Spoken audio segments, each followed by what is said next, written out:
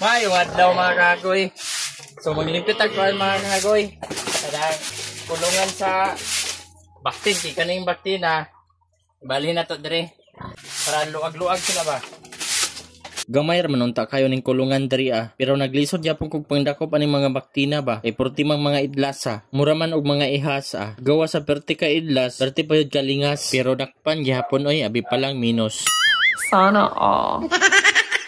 Kaning mga baktina mga kahagoy, mao ni ang mga igsoon atong mga baktin nga akong na-post last month. Nagbilin lang mi og tulo ka buok kay nagplano mi nga anayon namon ning duha. May nalang ba pohon managhan ni sila. Tabi na lang ko sa mga viewers nato diha nga ang baboy bawal sa inyo ha. Pasensya kaayo kay mao ni ako ang na-share karong adlaw. Ug dili mo ganahan, pwede ra baya mo mag-scroll ha. Sa 3 weeks sugod sa paglutas, nagbuyag na pud baya ilang kabugat. Lami na kayo ni litsonon ba. Kaysa akong bana-bana, nag 25 kilos na ni sila pero dili lang sa kay anayonon baya.